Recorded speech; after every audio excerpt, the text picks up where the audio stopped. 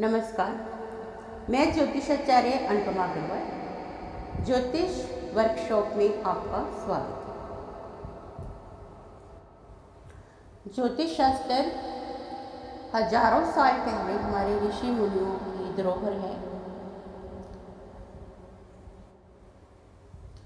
अब ज्योतिष कोई अंधविश्वास नहीं है, यह एक साइंटिफिक स्टडी है।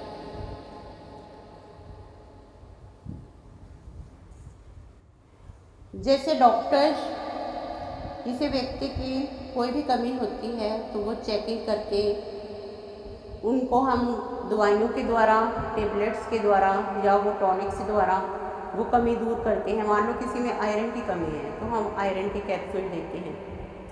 तो इसी तरह ही ज्योतिष शास्त्र भी इसी तरह एक साइंटिफिक और एक विज्ञान है। तो आकाश में उदित होने वाली वह चक्कर में आकाश में जो राशि उदित होती है, जैसे कोई भी बच्चा जब जन्म लेता है तो उस समय आकाश में समस्त तारामंडल में जो सभी ग्रह या प्लैनेट्स होते हैं तो वो उस बच्चे पर अपनी किरणें डालते हैं, अपनी रश्मि डालते हैं, अपनी रेज डालते हैं। तो जन्म के समय, जिस समय बच्चा पैदा होता है उस समय आकाश में या समस्त तारामंडल में जो भी ग्रहों की स्थिति होती है वही बच्चे का जन्म पत्रिका यानी होरोस्कोप कहलाती है। जिस तरह डॉक्टर ये जान लेते हैं, अपने टेस्ट वगैरह करने के बाद ये जान लेते हैं कि व्यक्ति में क्या बीमारी है, किस चीज़ की कमी है। तो इसी तरह ही होरोस्कोप में आपके पूरे ग्रहों का एक नक्शा आ जाता है। हमारे 9 प्लैनेट्स हैं, सूर्य, चंद्रमा, मंगल, बुध, गुरु, शुक्र, शनि और 2 छाया ग्रह हैं, Rahu and Ketu. There are 9 planets: Sun, Moon, Mars, Mercury, Jupiter, Venus and Saturn. And there are 2 shadow planets that are Rahu and Ketu.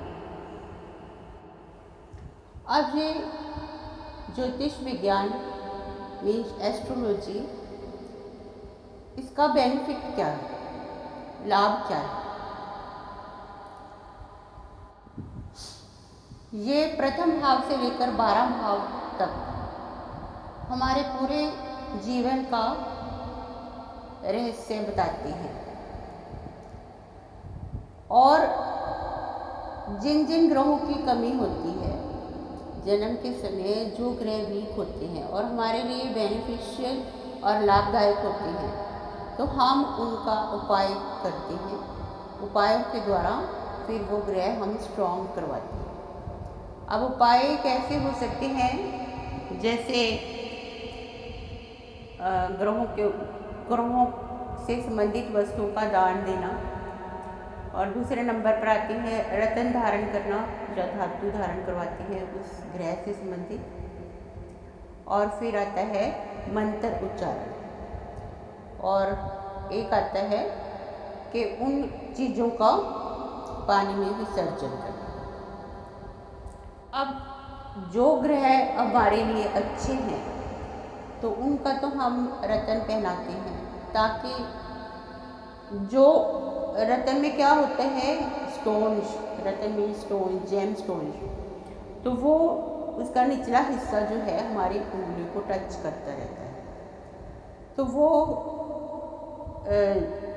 जो प्रकाश हमारे बॉडी को चाहिए होता है तो उसको सूर्य के किरणों से एब्जॉर्ब करता है और फिर हमारी बॉडी में उस ग्रह से संबंधित रेज हमारी बॉडी में एंटर करती है।